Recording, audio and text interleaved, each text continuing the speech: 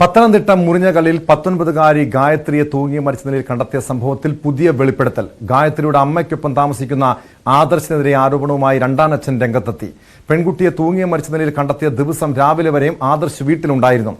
Lorry ഡ്രൈവറായ ആദർശ് ഗോവയ്ക്ക് പോയി എന്നാണ് ഇപ്പോൾ വിശദീകരിക്കുന്നതെന്നും രണ്ടാനച്ഛൻ ചന്ദ്രശേഖരൻ പറഞ്ഞു. സംശയങ്ങൾ ഒരുപാടുണ്ട്. ഒരിക്കലും അവൾ ആത്മഹത്യ ചെയ്യത്തില്ല. കാരണം അത്ര ബോൾഡാണ് അവൾ. എനിക്കറിയാം, കുഞ്ഞുനാൾ മുതൽ അവളെ ഞാൻ വളർത്തിയതാണ്. എൻ്റെ നെഞ്ചത്ത് കിടന്ന എൻ്റെ കുഞ്ഞു വളർന്നത്. പ്രായത്തിൽ കൂടുതൽ പക്വത ഉണ്ടായിരുന്നു. സംശയം അത് പോലീസ് അന്വേഷിക്കണം. കാരണം ഞാൻ ഒരു വർഷമായിട്ട് ഈ പറയുന്ന മകളും ഞാനും പിന്നെ രാജീവായിട്ട് ഒരു കോണ്ടാക്ട് ഒരു വർഷമായിട്ട്. അത് കോന്നി പോലീസ് സ്റ്റേഷനിൽ പിന്നെ ഇവർ തന്നെയാണ് എന്നെ വേണ്ട, എൻ്റെ കൂടെ ജീവിക്കുന്നില്ല എന്നും പറഞ്ഞ് പോയത്. ഈ കുഞ്ഞിൻ്റെ പേര് റെക്കാർഡിക്കൽ മൊത്തം എൻ്റെ അഡ്രസ്സും കാര്യങ്ങളുമാണ്. ഗായത്രി ചന്ദ്രശേഖരനാണ് അവിടെ പേര്. ഞാൻ പറഞ്ഞത് അവിടെ വിടല്ലെന്ന് പറഞ്ഞത്.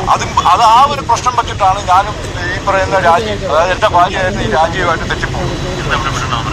ഞാൻ അന്വേഷിച്ചു. എന്നിട്ട് അതിൻ്റെ ട്രാക്ക് റെക്കോർഡ് കറക്റ്റ് അല്ല, നടത്തിപ്പിക്കാരുണ്ട്. അത് മോശം. ഞാൻ പറഞ്ഞു ഈ അഗ്നിപതിന് കുഞ്ഞ് അപ്പോൾ ഈ വാൽവിന് കംപ്ലൈൻറ്റ് ഉണ്ടെന്നൊക്കെ പറഞ്ഞ് ശരിയാണ്. പക്ഷെ ആ സ്ത്രീ പറഞ്ഞത് അതായത് ശ്രീജിത്തിനെ കൊണ്ടുപോയെന്നൊക്കെ ചുമ്മാതാ. പത്തനംതിട്ട ഇവിടെ തന്നെയായിരുന്നു കാർഡിയോളജിസ്റ്റിനെ കാണിച്ചത്. അല്ല, ഞാൻ അവിടെ നമുക്ക് സുഹൃത്തുക്കളുണ്ട്. അവരൊന്നും പേര് വലിച്ചെടുക്കാൻ ഞാൻ താല്പര്യമില്ല. അവർ അന്വേഷിച്ചാണ് പറഞ്ഞു. എൻ്റെ ബേബിക്കുട്ടൻ എൻ്റെ വീട്ടിലെ നാട്ടിലേക്ക് വിളിക്കുമ്പോൾ ബേബിച്ചേട്ടാ വിടണ്ട, അത് നല്ല ഇതല്ല. ലാസ്റ്റ് ബേബിച്ചേട്ടൻ്റെ സ്വഭാവത്തിലാണെങ്കിൽ പിന്നെ ലാസ്റ്റ് കൈവയ്ക്കേണ്ടി വരും. ഇത് ഞാനുമായിട്ട് കോൺടാക്ട് ചെയ്യാൻ പറ്റിയില്ല. ഞാൻ പറഞ്ഞില്ലേ, അവസാനം ഞാൻ സംസാരിക്കുന്ന കഴിഞ്ഞ ഓണത്തിന് 2 ദിവസം മുമ്പാണ്. ഞാൻ പറഞ്ഞു, കുഞ്ഞാ ഞാൻ നാട്ടിൽ വന്നിട്ടുണ്ട്, മക്കൾ പൂന്നിക്കോട്ട് പോവാം. ഇവരെവിടെ താമസിക്കുന്നത് പോലെ എനിക്കറിയില്ല. പൂന്നിക്കോട്ട് പോവാം. നിങ്ങൾ ഈ അതിപ്പം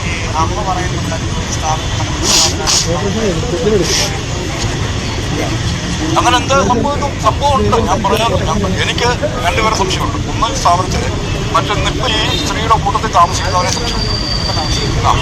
ആദർശ്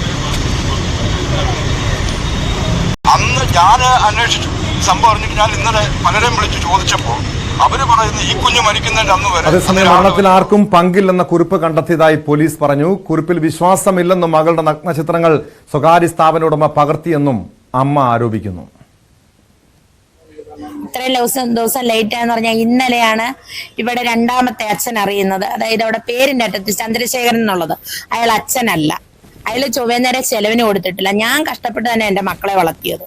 വാടകപ്പരയായിരുന്നു. ഓരോ വാടകപ്പര മാറുമ്പോഴും ഞാൻ അധ്വാനിക്കുന്നതിന്റെ ചെറിയൊരു തുക ഞാൻ കൂട്ടിവെച്ച എൻ്റെ കുഞ്ഞിനെ കുമ്പഴ കവിത നിൽക്കുമ്പോൾ ആഴ്ചയിൽ എനിക്ക് ശമ്പളം കിട്ടുന്നത്. ആഴ്ചയിൽ കിട്ടുമ്പോൾ ഞാൻ മാറ്റി വെക്കുക. ഇയാൾക്ക് കുടിക്കാൻ കൊടുക്കണം, ഇയാളുടെ തറവാടിത്തിന് മൊത്തം കൊടുക്കത്തില്ല. അതിന് സ്ഥിരം വഴക്കം നടക്കുമായിരുന്നു. ഇയാൾക്കറിയാം എനിക്ക് 2 മക്കളുണ്ടെന്ന് അറിഞ്ഞുകൊണ്ട് തന്നെ അയാൾ കൂടിയത്. പിന്നെ ഇപ്പൊ എന്റെ മോൾ അയാളെ മോളാന്നും പറഞ്ഞുകൊണ്ട് ഈ SP-ക്കും DGP-ക്കും IG-ക്കും ഒക്കെ പരാതി കൊടുത്തിട്ട് കാര്യമില്ല. ചിറ്റാറ് പഞ്ചായത്ത് മൊത്തം അറിയാം, കോന്നി അരുവാപ്പലം പഞ്ചായത്ത് മൊത്തം അറിയാം, സ്കൂളുകാർക്ക് അറിയാം, ലോകത്ത് ആർക്കും അറിയത്തില്ലാത്തവരില്ല. അത് അയാളുടെ മോളല്ല. പിന്നെ എന്തിനു വേണ്ടി പിടിക്കുക അയാള്? കൂട്ടുപാറ മിച്ചഭൂമിയിലുള്ള നേരത്തെ യുവമോർച്ചയുടെ മണ്ഡലം പ്രസിഡന്റ് ആയിരുന്നെന്ന് പറഞ്ഞുകൊണ്ട് നടക്കുന്ന എനിക്കറിയത്തില്ല. ചന്ദ്രശേഖരൻ, അല്ലാത്ത പേര് ബേബിക്കുട്ടൻ. ഏത് രാഷ്ട്രീയത്തിനായാലും അവർക്കും ഉണ്ടല്ലോ മക്കളും കുട്ടിയും പെണ്ണുപിള്ളയൊക്കെ. അവർക്കും മാനമില്ലയോ?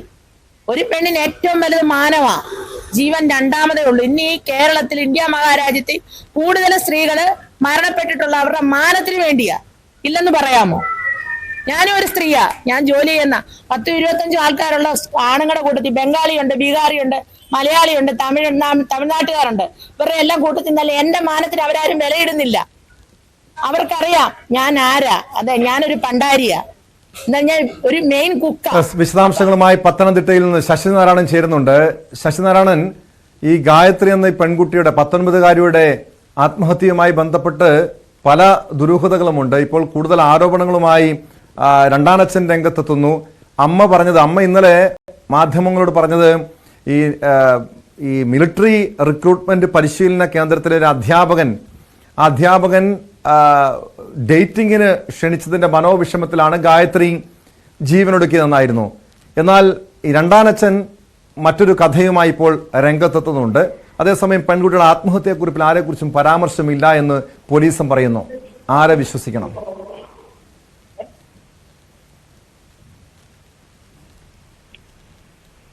ടോമെ, വലിയ ആരോപണങ്ങളാണ് ഈ കേസുമായി ബന്ധപ്പെട്ട് ഉണ്ടായിരിക്കുന്നത്. വ്യത്യസ്തപരമായിട്ടുള്ള ആരോപണങ്ങൾ. ഈ രണ്ടാനച്ഛനും ഒപ്പം ഈ കുട്ടിയുടെ മാതാവ്, ഗായത്രിയുടെ മാതാവ് രാജീവ് ഉന്നയിക്കുന്ന ആരോപണങ്ങൾ വ്യത്യസ്തമാണ്. എന്തായാലും നിലവിലത്തെ സാഹചര്യത്തിൽ കേസ് പോലീസ് പറയുന്നത്, ഈ ആത്മഹത്യയുമായി ബന്ധപ്പെട്ട് പോലീസ് പറയുന്നത് പെൺകുട്ടി കത്തെഴുതി വെച്ചിട്ടുണ്ട്. അതായത് താൻ ഈ മരണത്തിന് ആരുമല്ല ഉത്തരവാദി എന്നൊരു കത്തെഴുതി വെച്ചതിന് ശേഷമാണ് ഗായത്രി ആത്മഹത്യ എന്നാണ് പോലീസ് പറയുന്നത്. എന്തായാലും ഇന്ന് രാവിലെയും ഈ ഗായത്രിയുടെ അമ്മ രാജി പറഞ്ഞത്, ഈ സ്ഥാപനത്തിൽ കുട്ടി അടൂരിൽ പഠിക്കാൻ പോയ ദ്രോണ ഡിഫൻസ് അക്കാദമി എന്ന സ്ഥാപനത്തിലാണ് പഠിക്കാൻ പോയത്. അവിടുത്തെ സ്ഥാപന ഉടമ ഈ കുട്ടിയുടെ നഗ്ന ചിത്രങ്ങൾ എടുത്തിട്ടുണ്ടെന്നുള്ള ആരോപണം കൂടി പറയുന്നു. അതിന്റെയൊക്കെ മനോവിഷമം കൊണ്ടാണ് പെൺകുട്ടി ആത്മഹത്യ എന്നാണ് ഈ ഗായത്രിയുടെ അമ്മ, ആത്മഹത്യ ചെയ്ത കുട്ടിയുടെ അമ്മ രാജി പറയുന്നത്. ഈ ബോഡിയിൽ ഈ പോലീസ് പറയുന്ന പോലെ തന്നെ ആത്മഹത്യ കുറിപ്പൊന്നും ഉണ്ടായിരുന്നില്ല. താനാണ് ഗായത്രി ആത്മഹത്യ ചെയ്ത സമയത്ത് തൂങ്ങി മരിക്കുന്ന സമയത്ത് കെട്ടിയഴിച്ച് തറയിലൊക്കെ പരിശോധിക്കുമ്പോൾ രേഖത്തിൽ കത്തൊന്നും ഉണ്ടായിരുന്നില്ല എന്നുള്ള കാര്യം കൂടി ഈ രാജി പറയുന്നുണ്ട്. ഗായത്രിയുടെ അമ്മ രാജി പറയുന്നുണ്ട്. അത്തരം ഒരു കാര്യമാണ് ഉള്ളത്. അതേസമയം ഈ പോസ്റ്റ്മോർട്ടം നടപടികൾക്കൊക്കെ ശേഷം മൃതദേഹം വിട്ടുകൊടുക്കാനുള്ള ഒരു തീരുമാനത്തിലും വ്യത്യസ്തമായി തന്നെ ഒരു ആരോപണമായി വരുന്നു. മകളെ കാണണമെന്ന് ആവശ്യപ്പെട്ടുകൊണ്ട് തന്നെ രാജിയുടെ ഈ കുട്ടി ഗായത്രിയുടെ രണ്ടാനച്ഛൻ ഇന്ന് അത്തരമൊരു പരാതിയുമായി രംഗത്ത് വന്നു. തുടർന്ന് പോലീസ് ഇടപെട്ടാണ് ഈ കേസും ഇപ്പോൾ പരിഹരിച്ചിട്ടുള്ളത്. അത് പ്രധാനമായും പറയുന്നത്, ഈ ഗായത്രി തന്റെ മകളാണ്. ഈ ഒരു തരത്തിലും ആത്മഹത്യ ചെയ്യേണ്ട സാഹചര്യം നിലവിലില്ല. കാരണം നിലവിലത്തെ കുടുംബ പശ്ചാത്തലം വെച്ച് നോക്കുകയാണെങ്കിൽ മറ്റു കാര്യങ്ങളൊന്നും ഗായത്രിക്ക് ഇല്ല. അത്തരം കുടുംബ പ്രശ്നങ്ങൾ ഇല്ലായിരുന്നു. ഗായത്രി ആത്മഹത്യ ചെയ്യാനുള്ള യാതൊരു സാഹചര്യമില്ല. അതേസമയം നിലവിലത്തെ സാഹചര്യത്തിൽ, അതായത് ഇപ്പോഴത്തെ രാജിയുടെ ഒപ്പം തന്നെ താമസിക്കുന്ന ഒരു വ്യക്തി കൂടിയുണ്ട്, സുഹൃത്തായ ഒരു വ്യക്തി കൂടിയുണ്ട്. ആദർശ് എന്നാണ് പേര്. അദ്ദേഹത്തിന്റെ ചില ഇടപെടൽ ഈ മരണത്തിലുണ്ടോ എന്നുള്ള കാര്യം കൂടി സംശയം പറയുന്നുണ്ട്. അതാണ് പ്രധാനമായും ഈ ഗായത്രിയുടെ അച്ഛൻ ചന്ദ്രശേഖരൻ ഉന്നയിക്കുന്നത്. അതായത് നിലവിൽ ഈ പെൺകുട്ടിയെ അപായപ്പെടുത്താൻ ശ്രമം നടത്തുമെന്നും പറഞ്ഞുകൊണ്ട് ഇപ്പോൾ രാജിയോടൊപ്പം താമസിക്കുന്ന ആദർശ് എന്ന് പറയുന്ന ലോറി ഡ്രൈവർ ചന്ദ്രശേഖരൻ, ഈ കുട്ടിയുടെ പിതാവ് ചന്ദ്രശേഖരനെ വിളിച്ച് 4 ദിവസം മുമ്പ് പറഞ്ഞിരുന്നു എന്നുള്ള കാര്യം കൂടി പറയുന്നു. അത്തരം ഒരു സംശയം കൂടി ഈ ചന്ദ്രശേഖരൻ പറയുന്നു.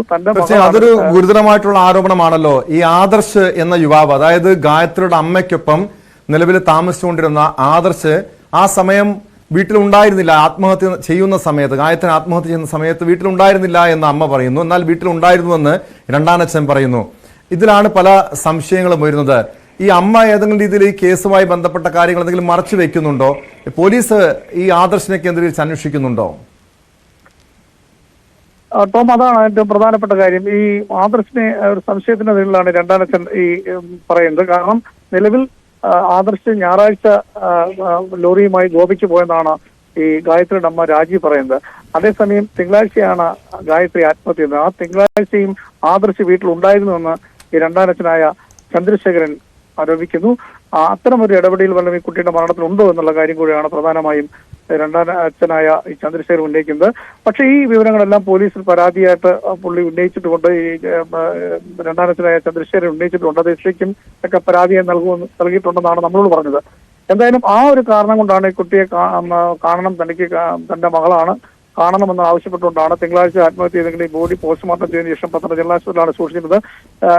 ഈ പത്തനംതിട്ട തന്നെ പൊതു ശ്മശാനത്തിലാണ് അടക്കുന്നത്. കാരണം സ്വന്തമായി വസ്തു ഇല്ലാത്തതുകൊണ്ട് വാടക വീട്ടിലാണ് ഇവർ താമസിക്കുന്നത്. അതുകൊണ്ട് തന്നെ പത്തനംതിട്ട പൊതു ശ്മശാനത്തിലാണ് ഈ ഗായത്രിയുടെ മൃതദേഹം സംസ്കരിക്കുന്നത്. അത്തരത്തിൽ ഈ ചന്ദ്രശേഖരന്റെ ഒരു പരാതിയെ തുടർന്നാണ് ഈ കഴിഞ്ഞ ദിവസം തൊട്ട് ബോഡി പോസ്റ്റ്മോർട്ടം ശേഷം മോർച്ചറിൽ സൂക്ഷിക്കുന്നത്. എന്തായാലും ചന്ദ്രശേഖരന് ഇത്തരം ഒരു ആരോപണം ഉന്നയിക്കേണ്ട ആവശ്യമില്ല. തന്റെ മകളെ നോക്കിയിട്ടുള്ള ഈ കുട്ടിയുടെ അച്ഛനല്ല ചന്ദ്രശേഖരൻ എന്നുള്ള നിലപാട് തന്നെയാണ് രാജി ഉന്നയിക്കുന്നത്.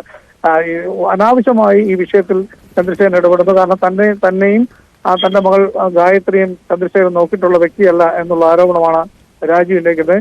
നിലവിൽ ആദർശിന്റെ പേരിലുള്ള ആരോപണം ഗായത്രിയുടെ അമ്മ രാജി പൂർണ്ണമായും തള്ളുകയാണ്. അതേസമയം സ്ഥാപന ഉടമയുടെ പേരിലുള്ള ആരോപണം ശക്തമായി ഉന്നയിക്കുന്നു. കാരണം പെൺകുട്ടിയുടെ നഗ്നചിത്രങ്ങൾ എടുത്ത്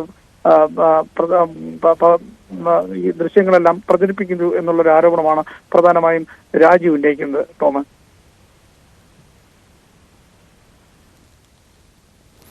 വ്യക്തമാണ്. പത്തനംതിട്ടയിൽ നിന്ന് ശശിനാരായണനാണ് വിവരങ്ങൾ നൽകിയത്. ഇതോടെ